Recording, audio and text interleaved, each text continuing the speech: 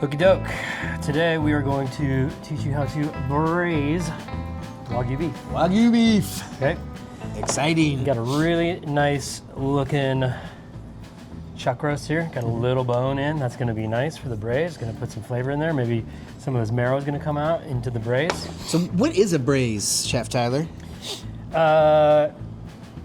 It's a moist heat cooking method for longer cook, tougher muscles. Tougher muscles, to break where it you gotta down, break right? down the muscle structure, right? Cool. We're talking the moving parts. We're talking Yeah. shoulder pieces, tails, tongues, The back end. cheeks, brisket, like all the pieces of the animal that move a lot that create that crazy, Yes. intense protein structure. So you can do you gotta break. ossobuco. You gotta break. Yeah, totally. Okay. Shanks, all that stuff. Yeah, you gotta break it down. You're right. Okay, cool. So I'm gonna give it a fairly aggressive salting. So you're just gonna salt this. So kind of step one is salt your beef. Yep. And you got a little hot pan ready, huh? Yeah. Hot pot. Hot pot. Got it on a medium high. Okay. Get that heat control. Yep. Heat control, baby. It's all about heat control. You put a little oil in there, or how'd you start it? Yep. I'm gonna put a little bit of canola in there, move it around, and we're just looking for that oil to shimmer right before it comes to a smoking point. Perfect. And then we're gonna put the cold meat into the hot pan. Okay. Turn it down to medium, and we're gonna sear this on all sides possible, right? Okay.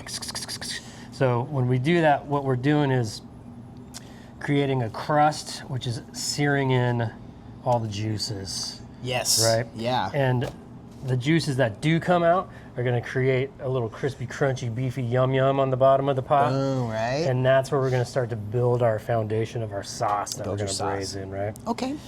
So you're just looking to get a good sear, right? Like nothing crazy, nothing fancy. Just a nice, crispy, crunchy caramelization on all sides possible. You know, Perfect. some braises are gonna be a little bit tougher. Like you'd say an ossobuco, a shin bone cut, hind leg cut. You're not probably gonna get all the sides because it's round, it's gonna roll you around. But this one's perfect. It's squared off really nice. Probably about a two and a half inch, almost 3 inch. That's probably about 2.5 inch cut. But as you can see, it's sitting up just like that. It's gonna do that in the pan too. Cool. So you just want to do your best, kind of get them on all sides, and so like other cuts you would do, maybe the top round, bottom round, eye round. Oh yeah, all the rounds are good braisies. Yeah. Lots of the chuck pieces are really good braisies. Chuck eye. Because as we know, the chuck has that beautiful already 80-20, 70-30 meat to fat ratio already structured into the muscle area. Awesome. Which is great. Yeah. Where you talk about some leaner cuts on the rear end, the rounds and top rounds, bottom rounds, whatever's your rumps. But we're talking Wagyu. Yeah. Right, we're not talking conventional beef. Exactly. So when we're talking Wagyu and you're talking about those lesser... popular cuts, huh? Less popular and also less marbled on the conventional beef. Yeah, totally. They're more marbled. Yeah. More, like exponentially more marbled. Yeah. So that's gonna be where your conventional beef with those leaner cuts tendency to be dry because there's not enough fat in it. Totally, right? Yeah. But with this... No, this has a tendency... the marbling in this? This has a tendency to be fucking awesome. The spider web on just this cat looks just so unreal. That's fat. And that's nowhere even near the Denver. Gorgeous, dude. That's a good looking cut, man. Yeah. So you could probably a few minutes on each side, just really try to seal that in. Probably 2-3 minutes, just moving it around. Okay. And there's nothing else in the pan, just some oil? Just a little bit of oil. Yeah. Easy peasy. Cool. All right, here we go. I'm gonna pull this out. Got it sear on all the sides I could. Look at that, crunchy. Nice. Yummy. Look at even that fat's nice and crunchy. Oh yeah. The terracotta color. Perfect. So is this cooked now? Is this ready to eat? Yeah, have a bite. So we got sear on all sides, right? Okay. Money. We got our pan hot and a bunch of crispy bits on the bottom. Yeah. Now we're gonna build our sauce. Okay. We're gonna start with the mirepoix, which is 25 carrot, 25 celery, 25 carrot, 50% onion. Okay. So what you always say is probably about an onion and a half, 3 carrots, a couple pieces of celery. Yeah, this is about 2 carrots, a half a stalk of celery, and an onion and a half. Okay. Pretty much. Perfect. Just like I said. Really what you're looking for is the ratio, right? This is money. Wow, Yeah. So you just want to sweat it out. Yeah. All the moisture that's going to come off of the vegetables hitting that hot fat is going to immediately start to scrape the fond, all the bits, the pieces off the bottom. Yeah.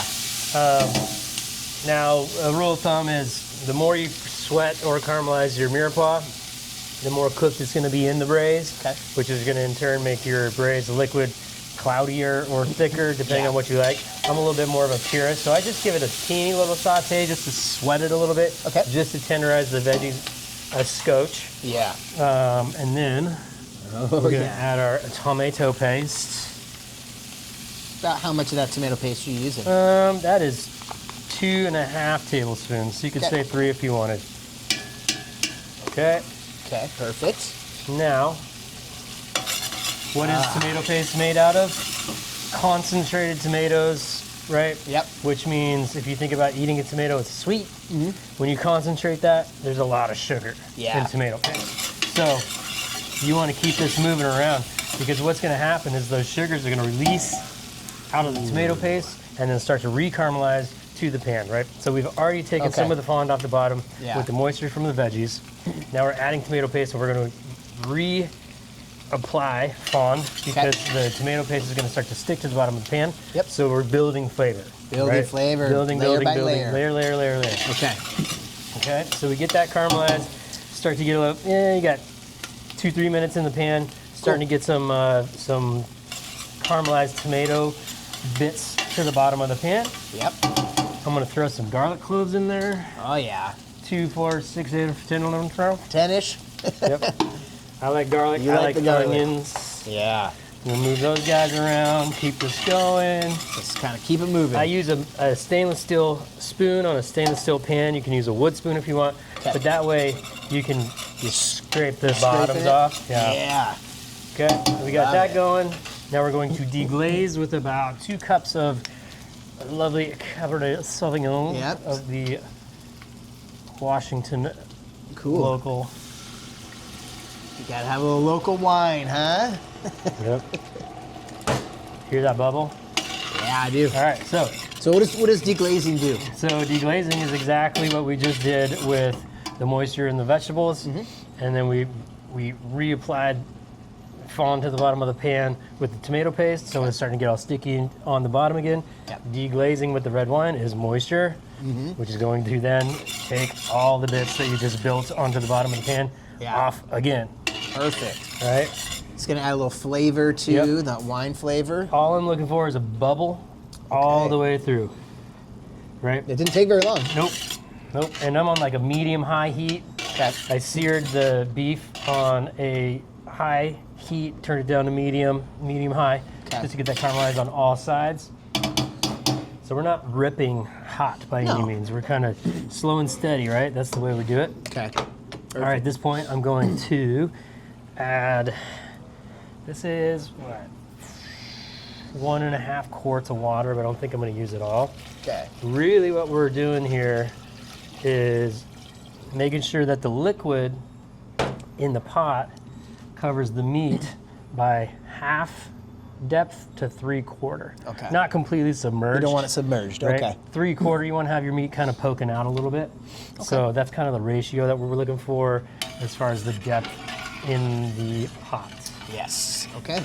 Okay, so we're gonna bring that to simmer. Yep. Bubble, bubble, bubble. And then we are going to add some aromatics, peppercorns, and then resubmerge the meat in, cover it, bring it back up to a simmer one more time. In the oven we go. Love it. Can't wait. So we're gonna add my favorite aromatics for braise. It's pretty basic. Yeah. Rosemary. You like the rosemary? I don't really like it too much, but people like it. I like it. You like it. Everybody likes it. I'm not a really big fan. But we're gonna put a couple sprigs in there. Okay. I am a big thyme fan. Yeah. Big thyme. Big time. So big time. So we're gonna put about a half a bundle in there if you want like don't really know how to explain it in grocery store terms. If you go to the grocery store and buy a bundle or one of those little packages, it's probably the whole pack of thyme that you're gonna get. Okay. And then I have nice fresh bay leaves. Oh yeah. You don't have to have fresh bay if you can't find fresh bay. It's just so much nicer. Okay. It's so much nicer, but you can use dry, no big deal. Okay. But I happen to have fresh. Okay, so that's all in there. Give it a little stir, mix it around. Stir it up. Yeah. Stir it up. Ooh. You can smell that just Pretty immediately. Money. That's pretty money. All right, so we're getting to a simmer now. Want to do peppercorns now? Yeah, I forgot my peppercorns. Oh, love it. Tablespoon peppercorns. Okay. There we go. Done.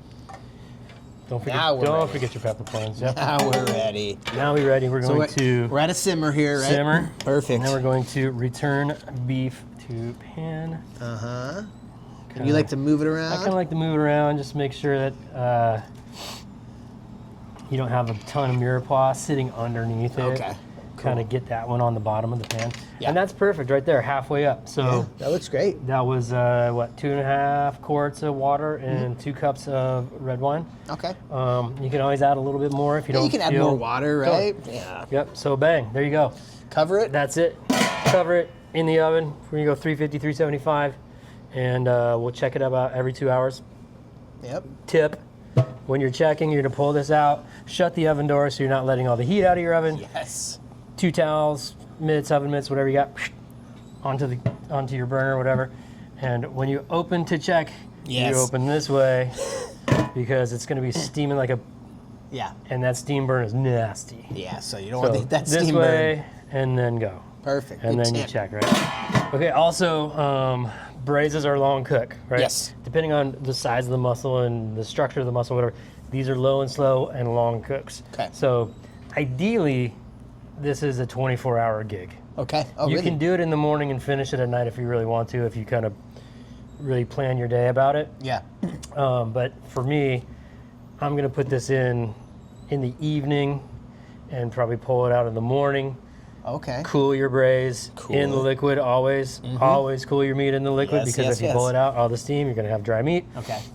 So ideally, you cook it, cool it, depending on how you want to organize your meal or your day or your next day. Yeah. Then you pull it out of the fridge and you can take some of the excess fat because it's all solidified on the top. Yeah. And pull your meat out, strain it, put your meat back in, slowly warm it up, Slowly and warm it then up. you're good to go. Okay. Right? So this isn't like, hey, let me start it at noon, ready by 6 kind of thing. It won't be cooled properly. It won't be yeah. strained properly. It's almost the old mindset of making soup. Like if I make Yeah. a soup today, I want to let it sit overnight and eat it tomorrow. Okay. Because all the vegetables, all the aromatics, all the spices are going to bloom as it cools and does all that. Like you're just going to build more flavor. Yeah. Okay. Understood. Okay, let's get it in the oven.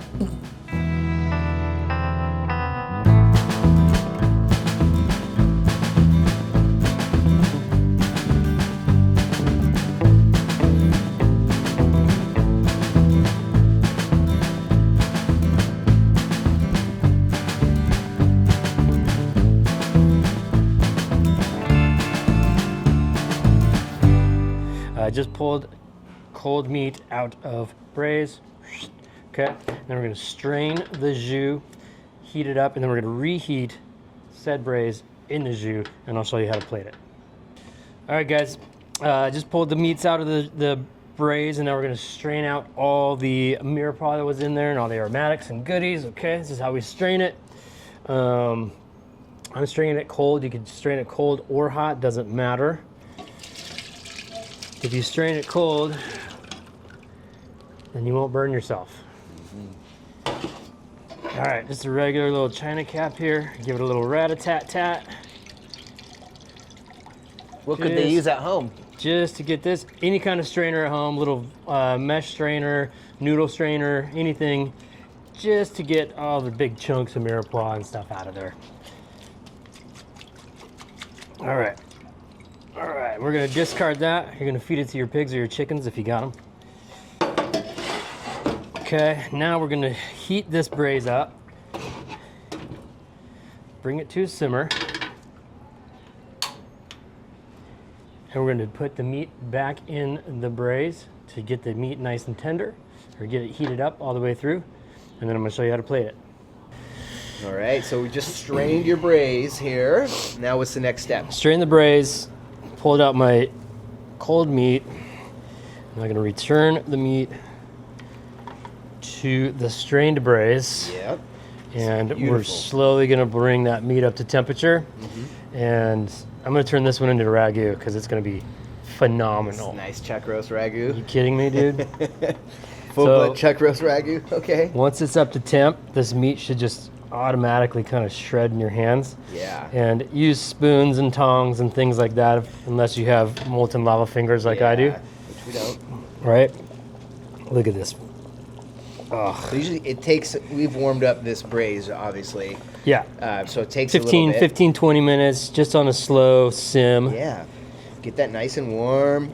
Oh, yeah. It's already been cooked. It's already been braised for 24 hours. It's been sitting there. You cooled it in your braise. Oh, this is going to be so fucking, this is going to be so good. Wagyu ragu. Wagyu ragu. Yeah, full blood. What you can do with that bone? You can't feed it to your dog, Do not feed that to your Do dog. not feed the bones to your dog. No, you can make a necklace out of it or something. That'd be cool. Yeah. I bet. Woo, that's spicy. That's hot. So there's little bits and pieces of sinew and little globules of really beautiful fat, which, dude, to me would be really good in the braise. I think so. Yeah. So some of that fat, I'm just going to kind of disintegrate right into the, right? So I got this all picked. Yeah. I'm going to put it back in my braise. Into your braise, my braising liquid. Wow. Right? And we're going to let it sit in there for 2, 3, 4 minutes just to kind of temper, get a little warm. Yeah. And then we're going to serve it up. Okay. Here we go. Okay, so we've reheated it in the jus, and This looks luscious. So nice.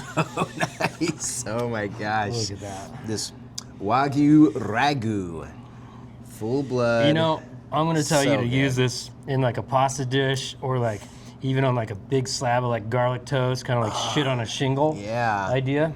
But You know what else this would be really good in? just eating it. A burrito. Oh, burrito, Tacos. dude, yeah. Like this is pure, Yeah. just luscious shredded beef goodness. What's the difference between this and like a birria? Birria, they generally don't use mirepoix or anything like that. Okay. It's straight up just. It's kind of like a braise, though? It's totally beef braise. Okay, yeah. cool. So yeah, it's, Oh my this God, is like, dude. This is so good. Fucking insane. Oh man. I wish people could that. see that. Just I wish they could smell it. Dude. Well, if you're cooking this up, Money. when you've got this beautiful chuck roast from Grasslands Wagyu, you should be doing this. I would do this and just put it on a platter with some like mashed potatoes, maybe some roasted asparagus. Sunday sups all day right there, dude. Yeah. Dude, this is nuts. Killer. Oh my gosh, what a big bite, bro. Whoa. Yeah. Not messing around. Oh yeah. Right? Oh my gosh. So the loveliness of said piece of meat, right, is the chuck. Yeah. So it's already got that beautiful fat content in the It's a perfect- in the area of the animal, Yeah. right? Yeah. That's why everybody uses chuck for like their burger grind and whatnot, because it's already almost automatically 80-20, right? Oh my gosh. And when we're talking intermuscular fat and Wagyu, we're talking 80-20, In between. pure, Oh. buttery, silky, luscious. It's freaking ridiculous, man. Like this is what you should do. God damn. Oh. Yeah, this is unreal. Bro, Oh. that's so good. Full blood Wagyu ragu. So you would make this into like a, you just put it on top of like fresh pasta or whatever you'd make? Yeah, I would toss fresh pasta into this ragu, this jus, And then just, throw some herbs in there, some chives and parsley. yeah. Yeah, dude. You gotta have it. I mean, I love this, but you gotta have it with some vegetables too, because it's gonna be rich, and so you want to be able to cut that richness. Oh yeah, man, I'm saying it. It's so good. Oh my god, there's more in there. Thank God, because I don't want to stop eating this. Like for real. That's so good. It's so good. And so, it takes about 24 hours. To do it properly, A good. do it braise. nice. I mean, look at this. Look at this gravy. Oh man. That is just straight goodness right there. Yeah, unreal. Right? God, Perfectly man. thick, just like, goddamn. Perfect. It's so Well, good. Nice job. Nice job on that, chef. Good job on that. Grasslands. Yep. That is good, man. Let's box this up. And, I mean, even if I really away. mess this up, it's still gonna be good. oh, yeah, right? I mean, that's nuts. That's nuts. So Quality. getting after it. Yeah. I was- Starting with a great product and finishing with a great meal. Boom. Wow, that looks like breakfast for you. Oh, So you could do a big old fat garlic toast on a plate. Some of this on there, put a fried egg on it. That's, Egg on that's top? breakfast, oh dude. that's good. Wonderful. Let's go.